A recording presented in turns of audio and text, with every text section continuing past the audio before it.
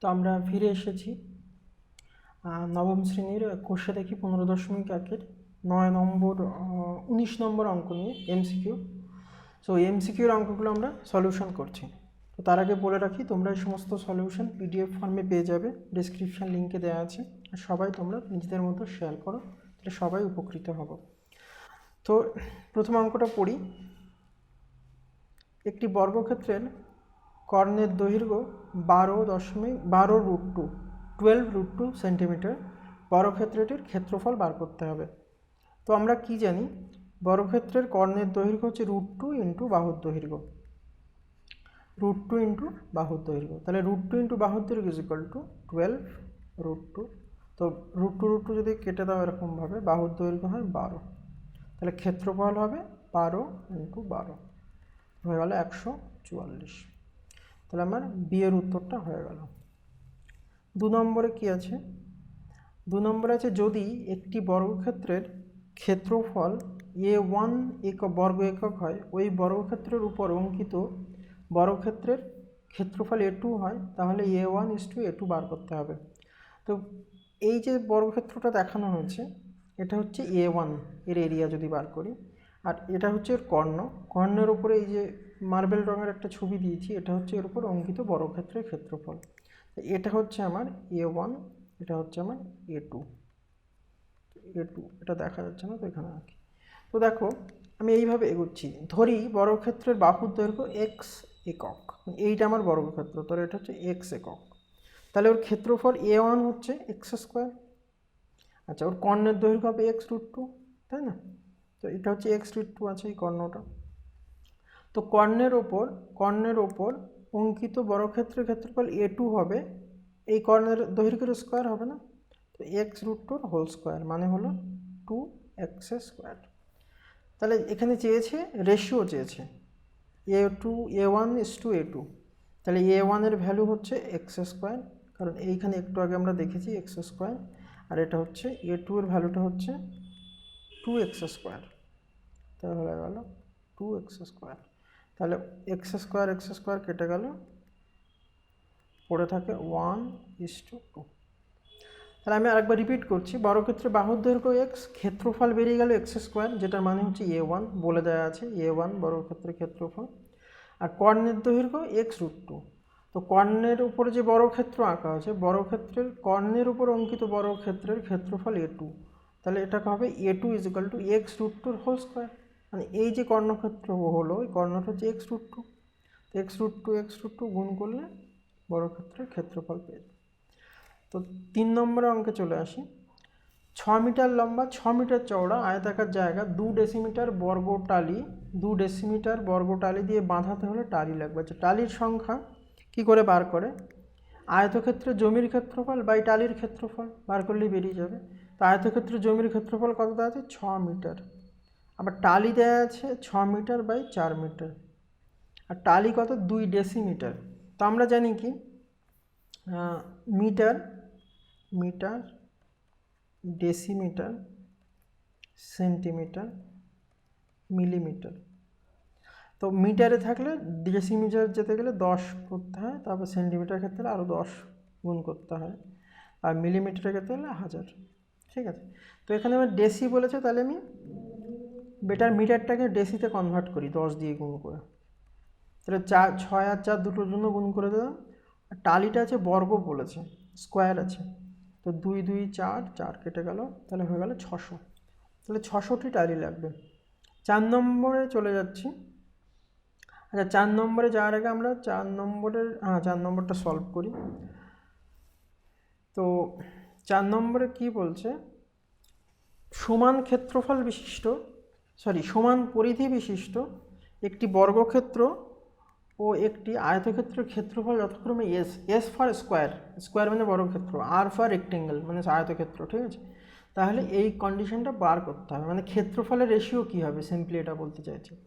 তো আমরা এইভাবে ভাবি, বর্গক্ষেত্রের পরিসীমা হচ্ছে, ধরি বর্গক্ষেত্রের বাহুর দৈর্ঘ্য এক্স, তাহলে পরিসীমা হবে 4x, কোনো ডাউট হওয়ার কথা নয়। আয়তক্ষেত্রের পরিসীমা 2 × a + b, যেখানে আয়তক্ষেত্রের বাহুর দৈর্ঘ্য a, প্রস্থ b। তো এবার আয়তক্ষেত্রের পরিসীমা আমরা বার করতে পারবো। তো শর্তানুসারে অ্যাকচুয়ালি দুটো সমান পরিধি বলে দেওয়া আছে, সমান পরিধি বিশিষ্ট। তাহলে এই আয়তক্ষেত্রের পরিধি আর এইটা দুজন সমান হবে। তো শর্তানুসারে 2a + b = 4x, তো a + b = 2x, তাহলে এটা 1 নম্বর ইকুয়েশন বেরিয়ে গেল। আচ্ছা, এবার আমাদের ক্ষেত্রফল বার করতে হবে। তো ক্ষেত্রফল কী হবে? বর্গক্ষেত্রের ক্ষেত্রফল s = x², যখন x হচ্ছে বাহু। আর আয়তক্ষেত্রের কী হবে? a × b, ab একক, কারণ a আর b গুণ হবে না। তো s = x², r = ab, r মানে হচ্ছে রেক্ট্যাঙ্গেল মানে আয়তক্ষেত্র। তো আমরা এবার প্রুফ করতে চলে যাব এটা কি রেশিও হবে। তো আমরা 1 নম্বর ইকুয়েশন থেকে পাই, 1 নম্বর এই ইকুয়েশনটা থেকে a + b = 2x। তো এখান থেকে দেখো x = a + b/2 এরকম লেখা যায়, ঠিক আছে। তো আমরা ওটাই লিখবো, x = a + b/2, এটা আমরা লিখে দিলাম। x = a + b/2। তো x² আমরা দুদিকে স্কোয়ার করছি, x² মানে হচ্ছে, তাহলে এটাকে এরমভাবে লেখা যায় a/2 + b/2, ঠিক আছে। তাহলে কত হবে? এটার স্কোয়ার করলে a/2 এর whole square, a² + 2ab + b/2 তার whole square. Simple a square, এটা হচ্ছে a² + 2ab + b² এর সূত্র। তাহলে কত হবে? এটা হবে স্কোয়ার/4, এটা গুণ বিয়োগ করলে কত হবে? 2 2 কেটে যাবে, তাহলে পড়ে থাকে ab/2, ab/2 পড়ে থাকলো, আর এটা হবে b²/4। এবার দেখো আমরা একটুখানি কারুকার্য করব। কারুকার্যটা কীরকম? যে প্রুফ করতে বলেছে, তো এইটা এক্সের বদলে এটা আমরা বসাতে পারি, কারণ ব্র্যাকেটে লিখে দাও s = x², এটা আমরা জানি, ঠিক আছে। তো আবার এইখানে আমি একটু ab লিখতে চাই, কারণ r এর ভ্যালুটা বসাতে চাই, রেক্ট্যাঙ্গুলার এরিয়াটা। তো ab দিয়ে বিয়োগ করে দাও। তো ab করলে স্কোয়ার/4 মাইনাস ab এখানে লিখে দাও, প্লাস ab/2 প্লাস b²/4। এখানে লিখবে উভয় পক্ষে, উভয় দিকে -ab করে পাই, ঠিক আছে। উভয় দিকে -ab করে পাই, তাহলে কি হলো? এটা s - ab এটা হলো। তাহলে দেখো এটা হচ্ছে আমার a/2, এরমভাবে লিখতে পারি a/2 হোল স্কোয়ার। আর এইটা যদি যোগ বিয়োগ করি তাহলে হবে, দেখো কীরকম, -ab প্লাস ab/2, তার 2 লসাগু -2ab প্লাস ab, তাহলে হয়ে গেল -ab/2। তো এখানে -ab/2টাকে আমরা এইভাবে লিখছি 2 × a/2 × b/2, তাহলে 2 2 কেটে গেল, ab/2 রয়ে গেল। তাহলে আমরা এটাকে লিখছি a/2 b/2 × b/2 whole square. তাহলে এটা আলটিমেট এই যে জিনিসটা হলো -ab/2 এলো, -ab/2 এলো, ঠিক আছে। ওটা যদি না বুঝতে পারো 1 2 বার দেখে নিই ওই জায়গাটা, ভিডিওটাকে রিপিট করি।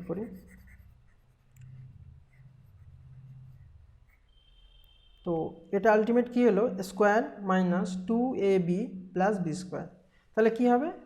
a minus b whole square. তাহলে আমি 2 এর স্কোয়ারটা বাইরে বার করে দিলাম, 1/2 স্কোয়ার হলে a মাইনাস b হয়ে গেল, মানে এরকম বলতে চাইলাম। হাফ কমন নিলে a মাইনাস b, তার বড় জনের হোল স্কোয়ার। তাহলে 1 এর 2 এটা হয়ে গেল, 1 এর 4 a মাইনাস b তার হোল স্কোয়ার।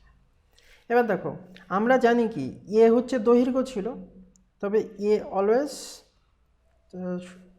এবার একটা জিনিস মিস হয়ে গেছে, এখানে এ বি মানে হচ্ছে আর, রেক্ট্যাঙ্গুলার মানে আয়তক্ষেত্রের ক্ষেত্রফল এ, আর = এ বি, ওই জন্য আমি আর = এ বি বসিয়ে পাই।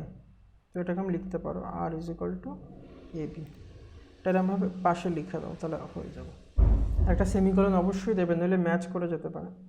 তো এখন আমরা এইভাবে লিখতে পারি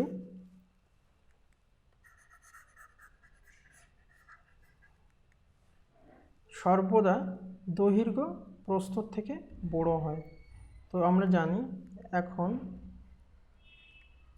এ গ্রেটার দ্যান বি, কারণ কারণ দৈর্ঘ্য গ্রেটার দ্যান প্রস্থ, এটা সবসময় হয়। তাহলে দেখো এ মাইনাস বি, যদি এই টার্মটা যদি এ গ্রেটার দ্যান বি হয়, তাহলে always a minus B always positive হবে।